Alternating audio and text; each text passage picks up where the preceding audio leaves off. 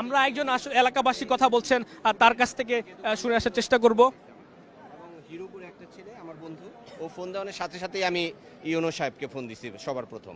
ইউনোর সাথে সরাসরি কথা হয়েছে এবং ইউনো এক্ষণে আমাকে ফোন দিয়ে ধন্যবাদ জানাইছে এই 2 মিনিট আগে, এবং বলছে সে যে ব্যাংক আপনাদের মাধ্যমে আমি জানাই দিতে চাই যে ব্যাংকের এই ঘটনার পরে কি হলো ঘটনাটা সেটা আমরা জানি। ঘটনার হলো এখন তো 4 জনকে নিয়ে গেছে, 3 জন না 4 জন? 4 জনকে বের করতে দেখছি। আর ব্যাংক কর্মকর্তা এবং ইয়েরা এই কতজন ব্যাংকের ভিতরে ছিল সেটা জানেন? 10-12 জন হবে।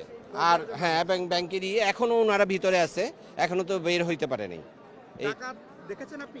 টাকা প্রথম ওরা বলছে 15 লাখ টাকা, ওদের সাথে প্রথম যখন কথা হয়েছে যে 15 লাখ টাকা সহ আমরা ব্যাগে ঢুকাইছি, এবং 15 লাখ টাকা প্লাস হলো ওই আমাদের পাবলিকের কাছে না, এবং আমাদের প্রস্থান করার সুযোগ দিয়ে দেন। তারপরে তো ওদের সাথে নেগোসিয়েশন করার পরে এইভাবে এখন তো উদ্ধার হয়েছে এবং খুব শান্তিপূর্ণভাবে হয়েছে। ওদের তো টাকা, ওদের তো নিয়ে গেছে, ডিবি পুলিশ ডিবি ওরাই নিয়ে গেছে।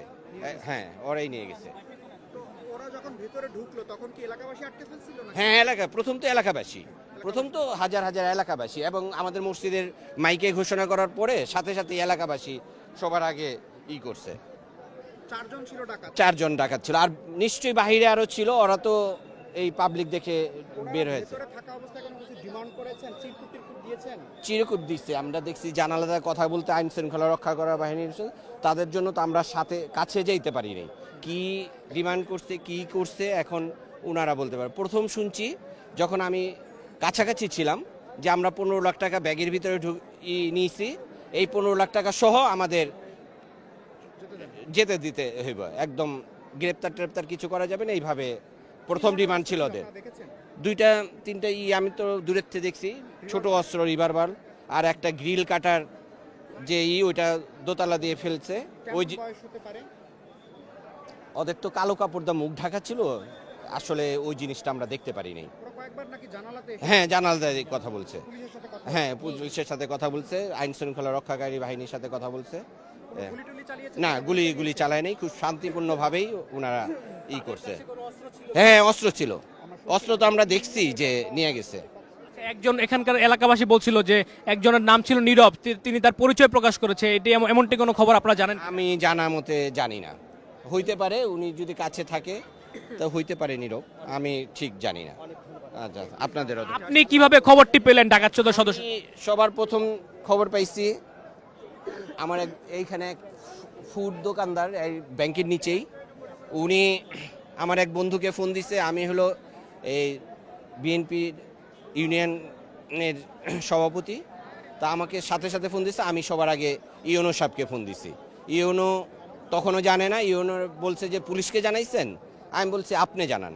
উনি পরবর্তীতে জানাইছে, আমি র্যাবকে জানাইছি প্রথম, তারপরে ওনারা আসছে। এই যে আপনারা দেখতেছেন আইন শৃঙ্খলা রক্ষাকারী বাহিনী সবাই, এবং একটু আগে আমাকে ইউনো সাহেব ধন্যবাদ জানাইছে, এবং আপনাদের মাধ্যমে জানাই দিতে চাই যে উনি জানাইছে যাতে এই ঘটনার পরবর্তীতে ব্যাংকে যাতে কোনো সমস্যা না হয়, এবং যারা জিম্মি আইছে ওরা ভয় পাইছে। আপনাদের একটু, আমার নাম মোহাম্মদ মতুর রহমান।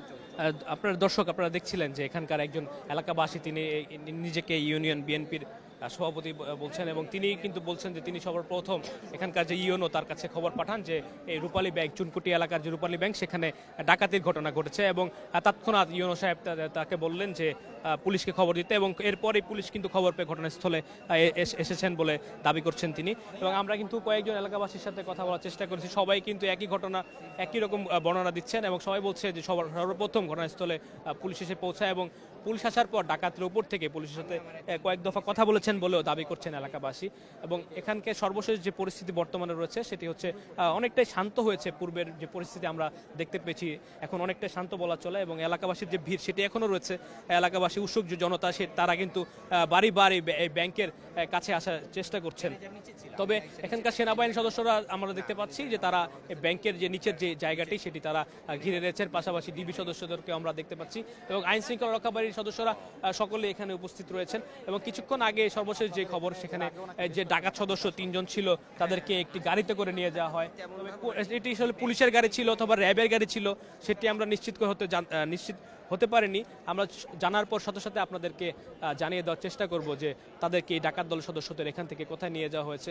তবে আমরা কিন্তু এখনো রূপালী ব্যাংকের ভেতরে প্রবেশ করতে পারিনি, আমাদেরকে সেই অনুমতি এখনো দেওয়া হয়নি। তো ভেতরে যারা জিম্মি অবস্থায় ছিল ব্যাংকের ম্যানেজার সহ অন্যান্য ব্যাংকের কর্মকর্তারা, আমরা কিন্তু এখন পর্যন্ত জানি না যে ভেতরে কোনো গ্রাহক ছিলেন কিনা এবং গ্রাহক থাকলে তাদেরকে বের করে নিয়ে আসা হয়েছে কিনা এই খবর কিন্তু আমরা এখনো জানি না।